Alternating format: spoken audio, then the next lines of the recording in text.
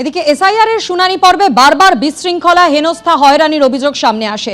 তারই প্রেক্ষিতে গত 19 জানুয়ারি সুপ্রিম কোর্টের তরফ থেকে নির্দেশ দেওয়া হয় শুনানি কেন্দ্রে আইন শৃঙ্খলা পরিস্থিতি নিয়ন্ত্রণে রাখার দায়িত্ব রাজ্য সরকারকেই নিতে হবে।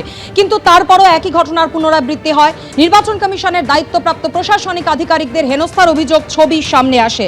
আর তারই প্রেক্ষিতে এবার ডিজিপিকে শোকজ সুপ্রিম কোর্টের। আইন শৃঙ্খলা নিশ্চিত করতে বলেছিলাম, তারপরেও আইন শৃঙ্খলা নিয়ে একাধিক প্রশ্ন। সুপ্রিম কোর্টের নির্দেশ যথাযথ মানা হচ্ছে না। রাজ্য পুলিশের ডিজিপিকে শোকজ করল সুপ্রিম কোর্ট।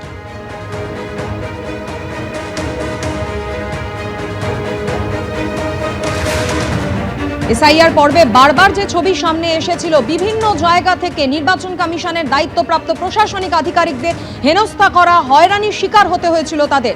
সুপ্রিম কোর্টের কড়া নির্দেশের পরেও কেন শুনানি কেন্দ্রের আইন শৃঙ্খলার দায়িত্ব রাজ্য পুলিশ নেয়নি, সেই মর্মেই এবার ডিজিপিকে শোকজ করল সুপ্রিম কোর্ট। একাধিক যে মনিরুল ইসলাম তৃণমূল বিধায়ক, ফারাক্কায় যে ঘটনা ঘটেছিল, একেবারে বিডিও অফিসে তাণ্ডব চলে, ভাঙচুর করে দেওয়া হয় বিডিও অফিস, নথিপত্র এইভাবেই নষ্ট করে দেওয়া হয়েছিল।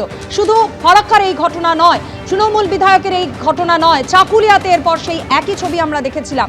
বারবার যেভাবে শুনানি চলাকালীন শুনানি কেন্দ্রে এইভাবে তাণ্ডবের ঘটনা ঘটে, কেন ঘটেছে সেই ঘটনা? এবার সেই প্রশ্ন তুলে সুপ্রিম কোর্ট ডিজিপিকে শোকজ করল। আর এই নিয়ে শুরু হয়ে গিয়েছে রাজনৈতিক চর্চা। রাজ্য বিজেপির সভাপতি শ্রমিক ভট্টাচার্য এই নিয়ে কি বলেছেন, পাল্টা কি উত্তর দিয়েছেন কুণাল ঘোষ, শোনাবো। পুলিশের সর্বোচ্চ পদাধিকারী ডিজিপি, তাকে শোকজ করা হয়েছে, নোটিশ দেওয়া হয়েছে। এটাই তো প্রমাণ করছে যে যা অসঙ্গতি তৈরি হয়েছে, যা অচল অবস্থা তৈরি হয়েছে, যেভাবে হাঙ্গামা হয়েছে, আগুন লাগানো হয়েছে, ভাঙচুর হয়েছে, পরিকল্পিতভাবে নামের বানান ভুল করে বিভ্রান্তি তৈরি করার চেষ্টা হয়েছে, সেটা সরকারকে দিয়ে হয়েছে, সরকারি প্রশাসনকে দিয়ে হয়েছে।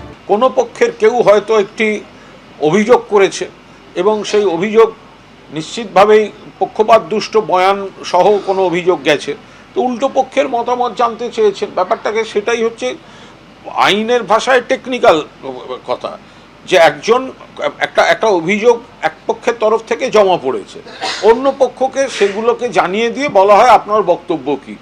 এর মধ্যে বিরোধীদের উৎসাহ পাওয়ার কোনো কারণ নেই যে ডিজিপিকে এই করা হয়েছে, ডিজিপিকে ওই করা হয়েছে। আরে অভিযোগ জমা পড়েছে, সেই অভিযোগটা পাঠিয়ে কোর্ট বলবে যে এদিকে জমা পড়েছে, আপনি আপনার বক্তব্য দিন। যে কোনো বড় মামলা করতে গেলেই এই নোটিশ সার্ভ করতে হয়, কপি সার্ভ করতে হয় এবং তারপরে হলফনামা, পাল্টা হলফনামার সময় দেয় কোর্ট।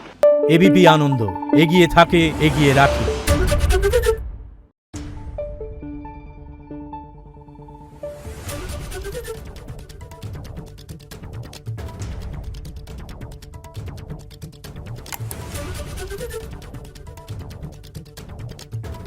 Thank you.